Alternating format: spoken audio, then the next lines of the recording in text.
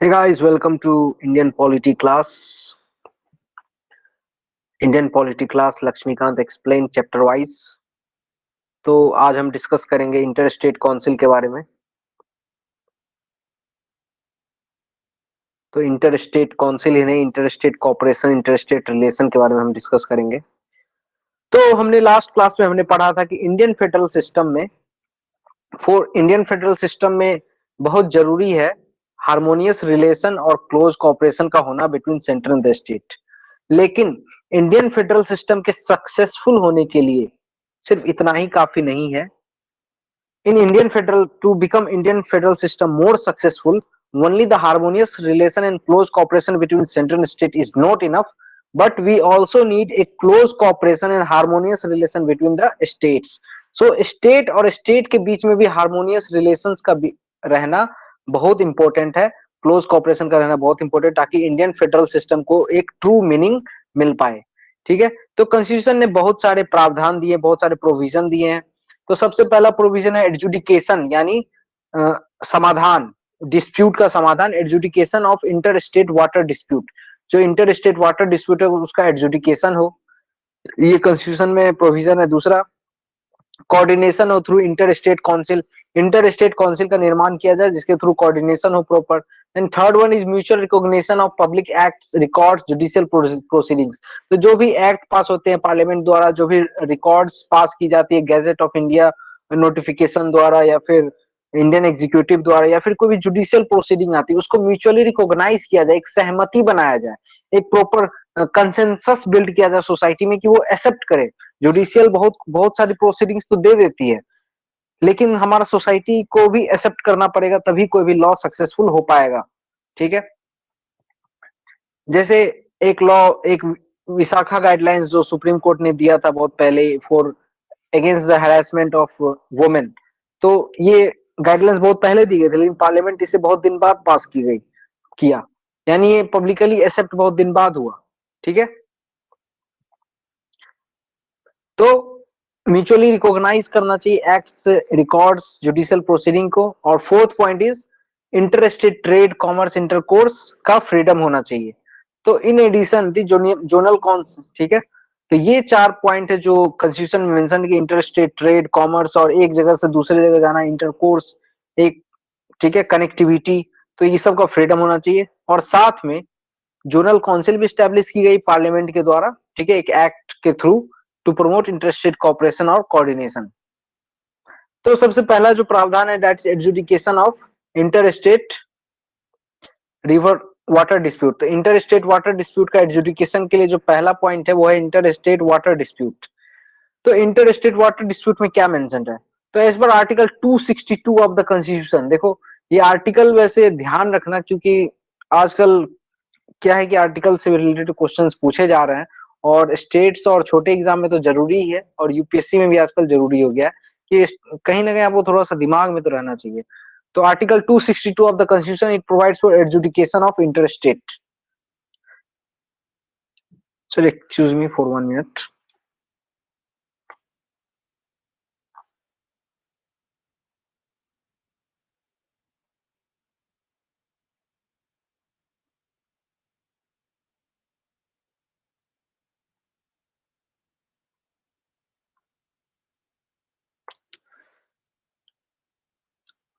Okay, sorry for the pause, let me continue.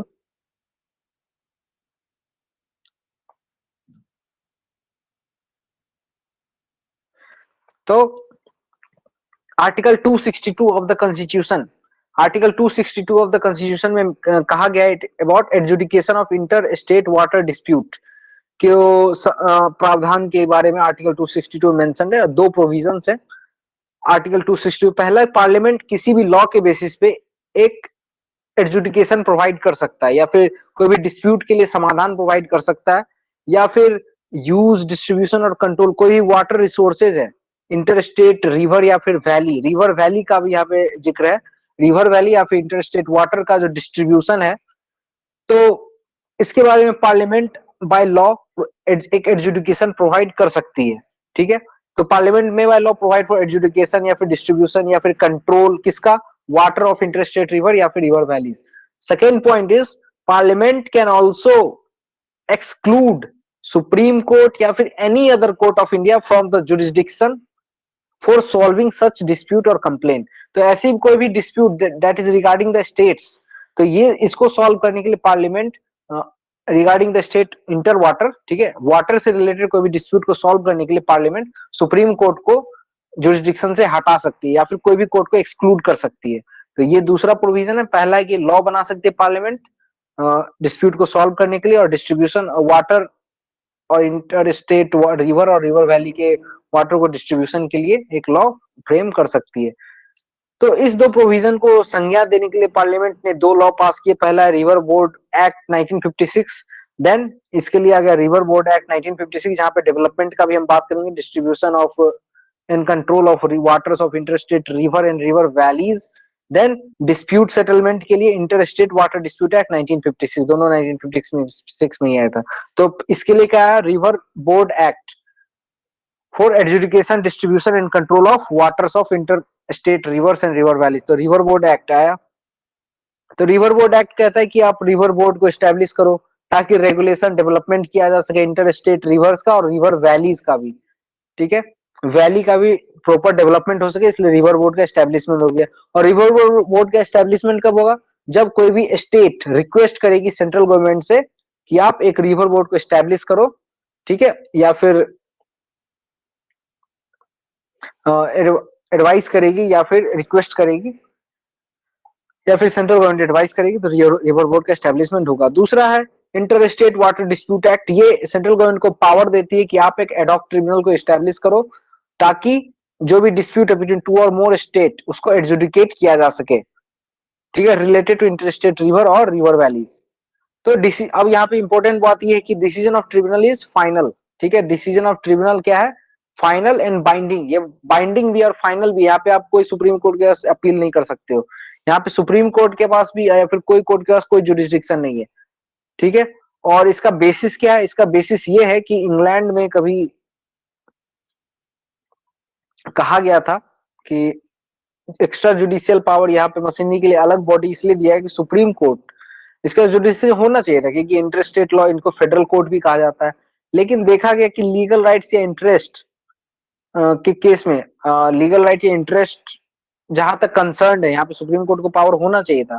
But experience, as per the experience of most of the countries, rule of law जहां पे बात हो interest in water का, ठीक है, या और जहां पे इंटरेस्ट हो पब्लिक का, पब्लिक एट लार्ज का, ज्यादा से ज्यादा पब्लिक का इंटरेस्ट जहां पे लाई कर रही है, तो यहाँ पे सेटिस्फैक्ट्री बेसिस नहीं मिलता है। भले ही रूल ऑफ लॉ के बेसिस पे आपने एक लॉ वो पास किया, लेकिन public do not accept it.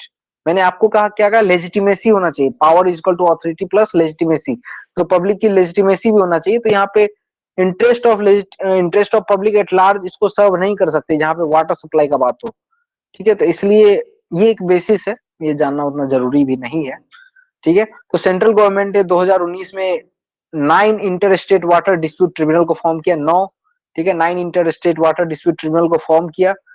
और कुछ इसके नाम इस प्रकार से हैं, Krishna water dispute, Krishna water dispute tribunal जो कि महाराष्ट्र कर्नाटक, इससे आपको ड्रेनेज सिस्टम कहा, किस किस स्टेट में ड्रेनेज एक्सपैंड है, ठीक है, कहाँ कहाँ फैली हुई है ड्रेनेज, ये भी आपको ध्यान आएगा।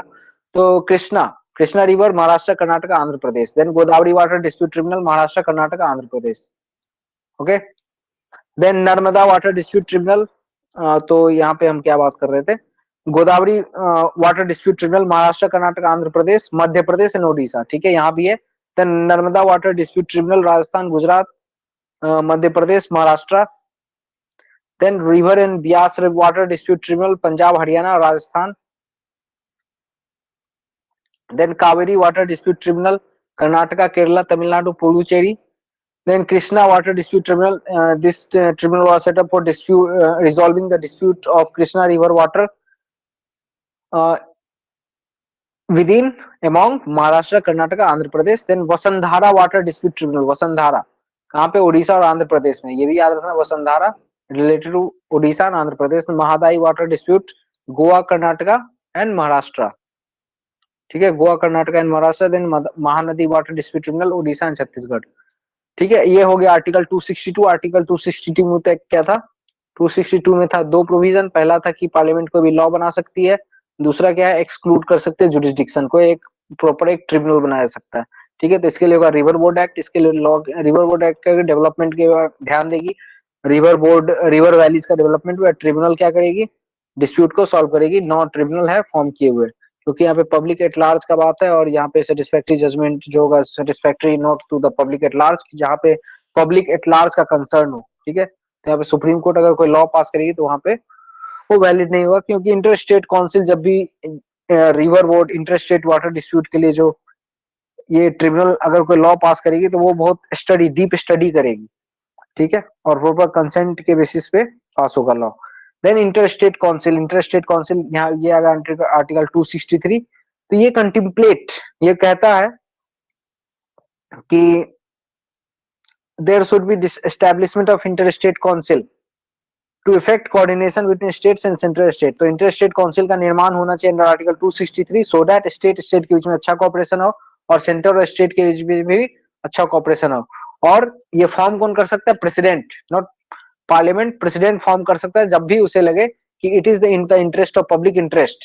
ठीक है, ये पब्लिक इंटरेस्ट में है कि हम एक इंटरेस्टेड काउंसिल को फॉर्म करें, तो अंडर आर्टिकल 263 प्रेसिडेंट कोई भी इंटरेस्टेड काउंसिल को फॉर्म कर सकती है। और प्रेसिडेंट नेचर ऑफ ड्यूटीज को भी डिफाइन कर सकती है, ये ऑर्गेनाइजेशन कैसा होगा, इसका प्रोसीजर क्या होगा, ये भी प्रेसिडेंट डिफाइन कर सकती है। ठीक है, प्रेसिडेंट डिफाइन तो करती है ड्यूटी, साथ में आर्टिकल 263 में भी बहुत सारी ड्यूटीज मेंशन्ड है प्रेसिडेंट्स के रिगार्डिंग, जैसे इंक्वायरिंग, एडवाइसिंग, जो भी डिस्प्यूट है वहां पे इंक्वायर करना और एडवाइस करना। दूसरा इन्वेस्टिगेट करना, डिस्कस करना जो भी सब्जेक्ट है बिटवीन सेंट्रल स्टेट, जो कॉमन इंटरेस्ट को रिगार्डिंग, कॉमन इंटरेस्ट को कंसर्न करता हो। ठीक है, कॉमन इंटरेस्ट से रिलेटेड कोई भी इश्यूज पे इन्वेस्टिगेट, डिस्कस किया जा सकता है। ये आर्टिकल 260 में ऑलरेडी मेंशन्ड है कुछ कुछ ड्यूटीज। देन रिकमेंड करना चाहिए, इंटर स्टेट काउंसिल को रिकमेंड करना है फॉर बेटर कोऑर्डिनेशन ऑफ कोई भी पॉलिसी, उसका बेटर कोऑर्डिनेशन कैसे किया जाए, तो यहाँ पे इंटर स्टेट काउंसिल रिकमेंड कर सकती है।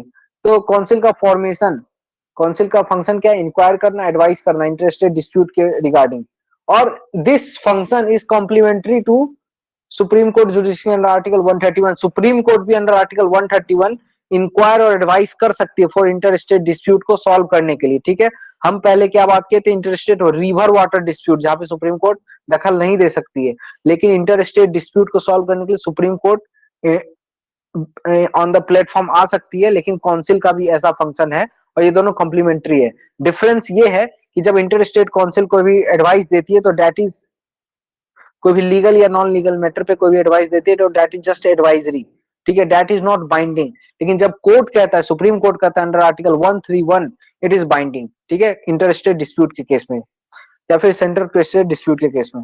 So under the provision article 263 president has established, तो 263 के अंदर प्रेसिडेंट इस्टेब्लिश कर सकता है इंटर स्टेट काउंसिल को, और for better coordination of policy और better coordination and better cooperation between states and state, central and state. तो बहुत सारे बॉडी को प्रेसिडेंट ने फॉर्म किया है, जिसको कि काउंसिल कहेंगे, इंटर स्टेट काउंसिल टाइप का बॉडी। तो ये हो गया central council for health and family welfare, central council local government, then regional council for sale tax north east west zone.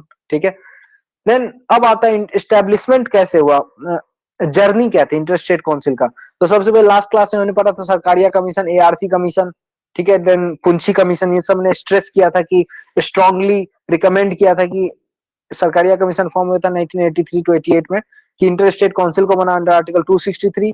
और सरकारिया कमीशन एक स्टेप आगे गया, उन्होंने कहा कि इंटर स्टेट काउंसिल का नाम चेंज करके इंटर गवर्नमेंटल काउंसिल कर दो, ताकि इसका इंपॉर्टेंस ज्यादा दिख पाए और थोड़ा सा डिफरेंट लगे, क्योंकि और भी बॉडी फॉर्म हुई ना इंटर स्टेट काउंसिल के अंदर, जैसे आर्टिकल 263 के अंदर ये भी बॉडी फॉर्म हुई है। ठीक है, तो ये भी याद रखना कि not only inter state council but also other bodies that works for the cooperation between states. ठीक है, तो इंटर स्टेट काउंसिल का फाइनली फॉर्मेशन 1990 में हुआ था bye Janata Dal government headed by VP Singh, established 19 inter state council. और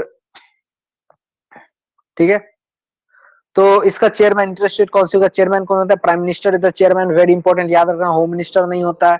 prime minister is the chairman of inter state council, then chief minister of all the states, then chief minister of union territories having legislative bodies, ये member होते हैं। Chief Minister of all the state, then Chief Minister of all the territories having legislative assembly, then Prime Minister as the chairman, then administrator of all the UT, जहाँ पे legislative assembly नहीं होता है, common सी बात है। Then governor of वो state जहाँ पे प्रेसिडेंट रूल है। Then 6 central cabinet minister including the home minister, ठीक है, इंक्लूडिंग द होम मिनिस्टर, यानी होम मिनिस्टर के अलावा 5, ठीक है, कैबिनेट रैंक के मिनिस्टर होम मिनिस्टर के अलावा, लेकिन होम मिनिस्टर को मिला के 6। And they are to be nominated by prime minister. ये जो 5 कैबिनेट रैंक के मिनिस्टर होते हैं होम मिनिस्टर के अलावा, that he is to be nominated by prime minister, ठीक है। देन काउंसिल, और ये इंटर स्टेट काउंसिल देखो क्या है, ये रिकमेंडेटरी बॉडी, इसे रिकमेंड करेगी और इसका एम होता है कोऑर्डिनेशन को प्रमोट करना, कोऑपरेशन को प्रमोट करना विद सेंट्रल यूनियन। और इसका काम होता है एग्जामिन करना, डिस्कस करना, डिलिबरेट करना, कोई भी इशू हो उस पर प्रॉपर एग्जामिनेशन होना चाहिए, एग्जामिनेशन होने के बाद डिस्कस होना चाहिए, डिस्कस होने डिलिबरेशन होना चाहिए। ये सब वर्ड हमेशा मेंस में लिखा करो, discuss, debate, डिलिबरेशन, examination, investigation, discussing, ठीक है। तो कॉमन इंटरेस्ट पे डिस्कस करना, ये सब फॉर्डर पॉइंट है। देन रिकमेंड करना है ताकि बेटर कोऑर्डिनेशन हो जाए, ये इंटर स्टेट काउंसिल का काम है, ठीक है। फिर डेलिब्रेट करना important matter which is of general interest to the state, ठीक है, जो भी स्टेट्स के लिए जनरल इंटरेस्ट का बात है, इंपॉर्टेंट पब्लिक कॉमन इंटरेस्ट का बात है, इसे पे proper debate, discussion, deliberation, examination, ये सब होना चाहिए। काउंसिल कम से कम 3 बार मिलना चाहिए, कोई रिकमेंडेटरी मैंडेटरी नहीं है, 3 बार मिलना चाहिए। मीटिंग जो है कैमरा के अंदर हेल्ड होता है और ये यहाँ पे डिसीजन कंसेंसस से लिया जाता है, ठीक है। नेक्स्ट पॉइंट इज, एक और इंपॉर्टेंट पॉइंट है जो जनरली लोग ध्यान में नहीं रखते, इंटर स्टेट काउंसिल का अपना स्टैंडिंग कमिटी भी होता है। इसका फॉर्मेशन बाद में हुआ था 1996 में, ताकि, और इसका काम क्या होता है, कंटिन्यूअस कंसल्टेशन और जो भी मैटर्स है जो कंसिडरेशन में काउंसिल के, ठीक है, तो उसका कंटिन्यूअस कंसल्टेशन होना चाहिए और प्रोसेस होना चाहिए।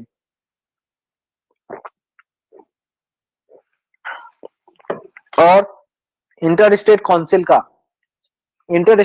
का जो स्टैंडिंग कमेटी होता है, इसका चेयरमैन होता है होम मिनिस्टर, ठीक है, ये भी याद रखना, union home minister is the standing committee, chairman of standing committee of inter state council.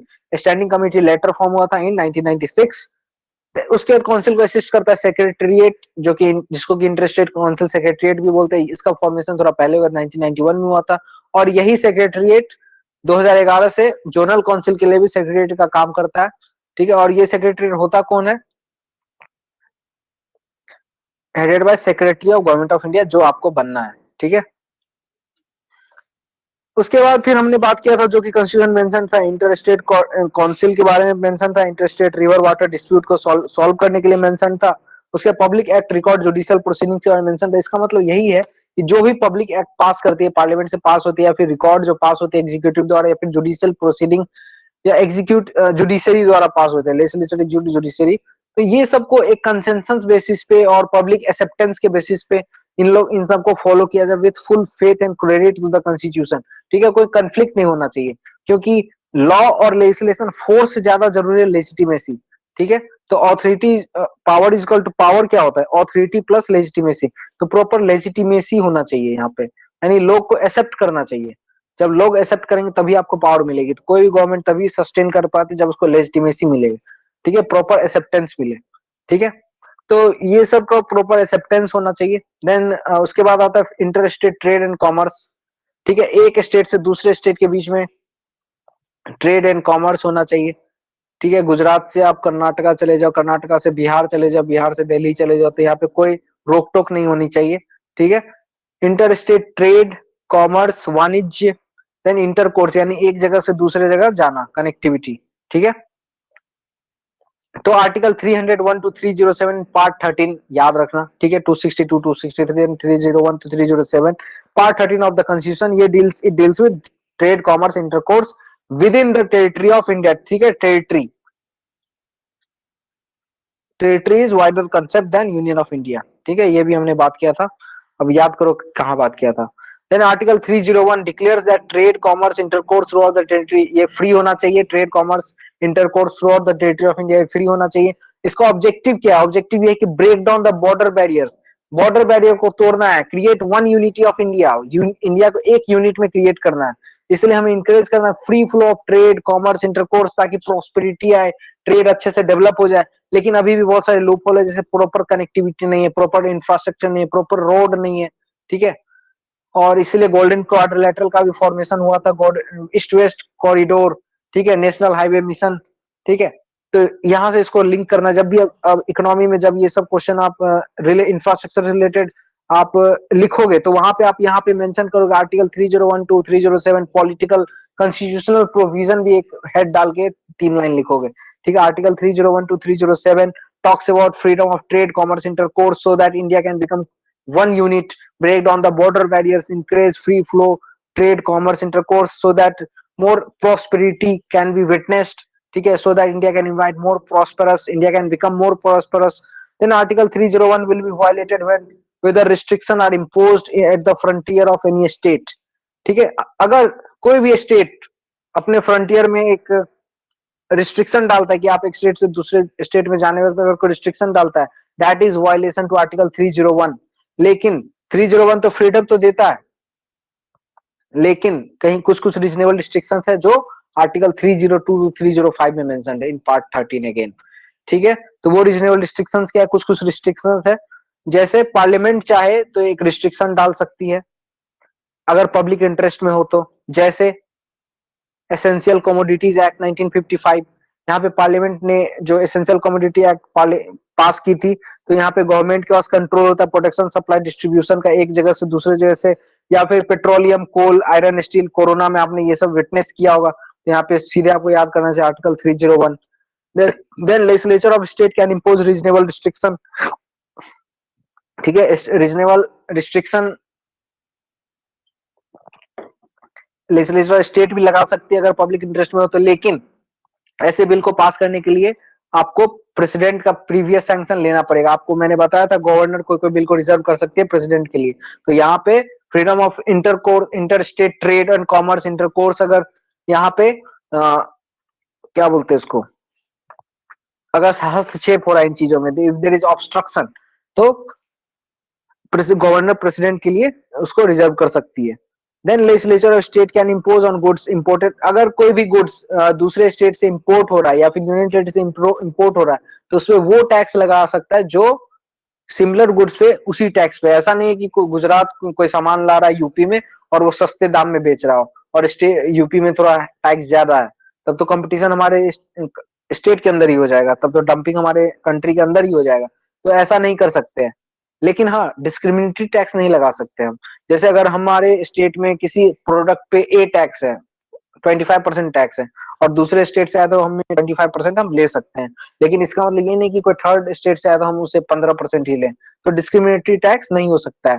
Then freedom under article 301, then freedom under article 301 subject to nationalisation law, अगर गवर्नमेंट चाहे तो मोनोपोली कर सकती है, मोनोपोली के क्षेत्र में, मोनोपोली के रिगार्डिंग 301 को वायलेट किया जा सकता है। जैसे हम एसेंशियल कमोडिटी या फिर कोई पब्लिक गुड है या फिर कोई ट्रेड बिजनेस इंडस्ट्री को मोनोपोलाइज गवर्नमेंट करना चाहती है, तो वहां पे 301 को वायलेट किया जा सकता है, यानी freedom of trade commerce intercourse को वायलेट किया जा सकता है।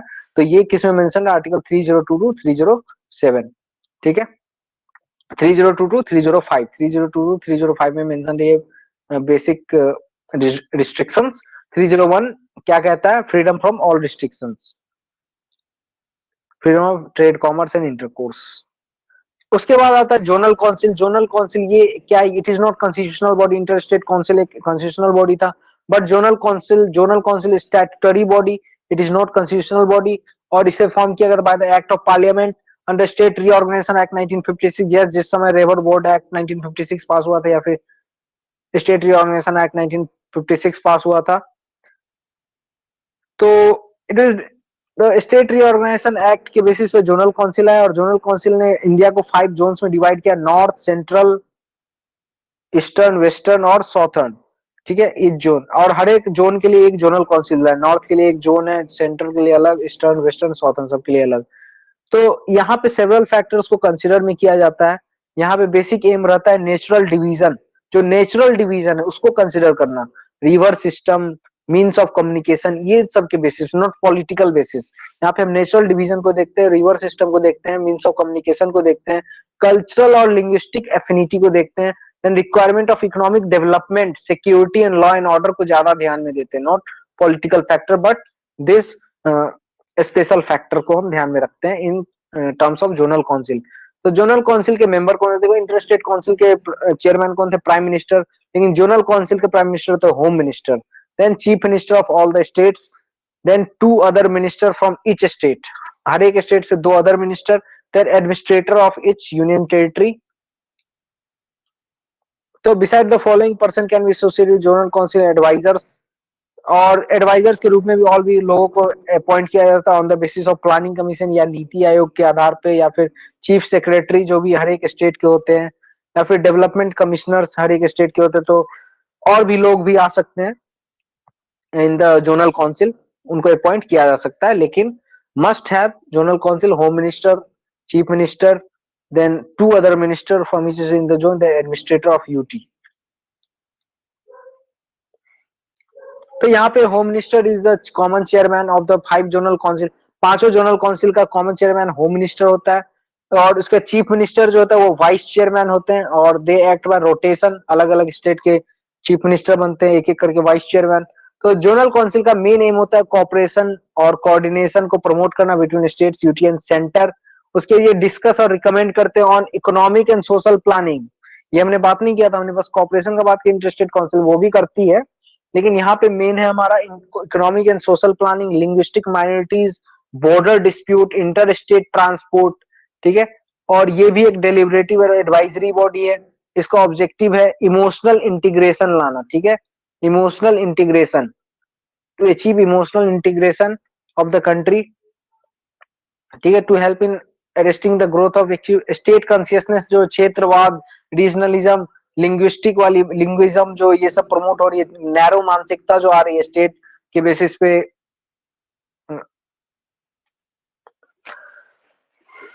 स्टेट के बेसिस से डिस्क्रिमिनेट करना, ठीक है, ये जो स्टेट कॉन्शियसनेस, रीजनलिज्म, तो इन सब को अरेस्ट करने के लिए इसका मोटिव है।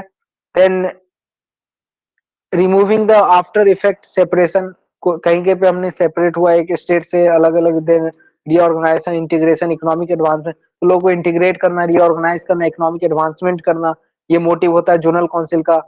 तो सेंट्रल स्टेट के बीच में कॉपरेशन ज्यादा से ज्यादा और सोशल इकोनॉमिक डेवलपमेंट पे एक्सचेंज, आइडियाज एक्सचेंज हो, उस पर डिबेट हो, डिस्कशन हो, डेलिब्रेशन हो, आइडियाज एक्सचेंज हो, एक्सपीरियंस का भी शेयरिंग हो, ठीक है, और कॉपरेट करना चाहिए एक दूसरे से, successful speedy execution of major development projects, ठीक है। उसके नॉर्थ ईस्टर्न काउंसिल भी इसी लाइन पे फॉर्म किया गया था। एक और पॉइंट है पॉलिटिकल इक्विलिब्रियम को अचीव करना between different region. Then north eastern council भी फॉर्म किया गया था अपार्ट फ्रॉम जोनल काउंसिल, और it was created by separate act of parliament, that is north eastern council act 1971 में फॉर्मेशन हुआ था। तो हो सकता है आपको क्वेश्चन आज स्टेट रिऑर्गेनाइजेशन बेसिस पे हमने जोनल काउंसिल को फॉर्म किया और नॉर्थ ईस्टर्न काउंसिल को भी फॉर्म हुआ, तो ऐसा गलत हो जाएगा। North eastern council was formed by north eastern council act 1971। तो इट्स मेंबर्स इंक्लूड, इसका मेंबर इंक्लूड होता है आसाम, मणिपुर, मिजोरम, अरुणाचल प्रदेश, नागालैंड, मेघालय, त्रिपुरा, सिक्किम, ठीक है, 8 स्टेट्स है। तो 2002 में सिक्किम को ऐड किया गया था। 2002 में Sikkim was added as 8th member of north eastern council. तो ये याद रखना, 2002 में सिक्किम को 8th member north eastern council का ऐड किया गया था, और नॉर्थ ईस्टर्न काउंसिल 1971 में फॉर्म हुई थी on the basis of north eastern council act 1971।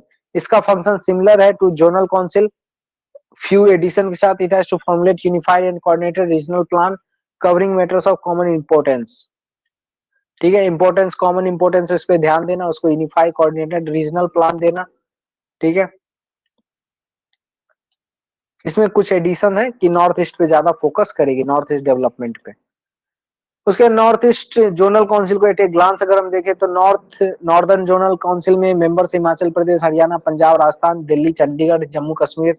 तो इमोशनल इंटीग्रेशन इसका करना है, हेडक्वार्टर इसका न्यू दिल्ली।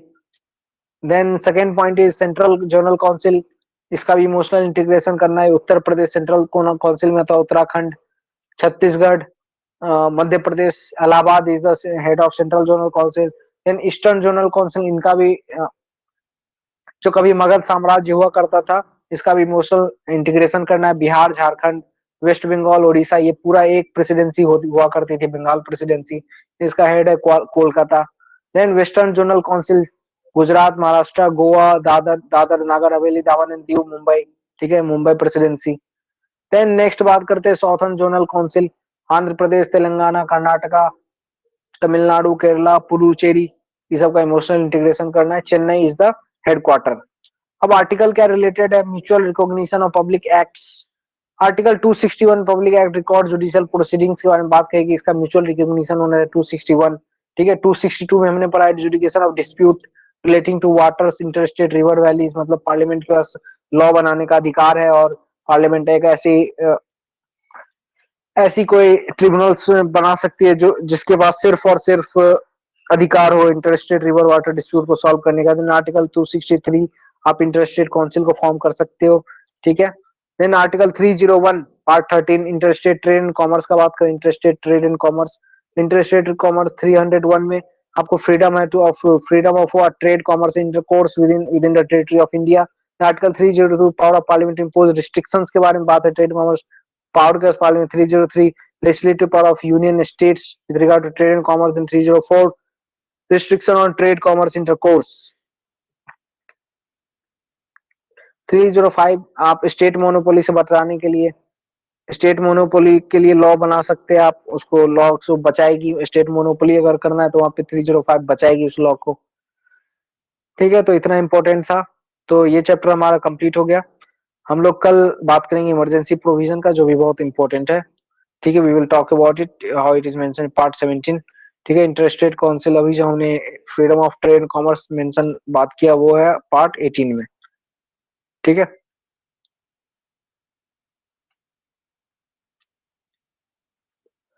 ओके।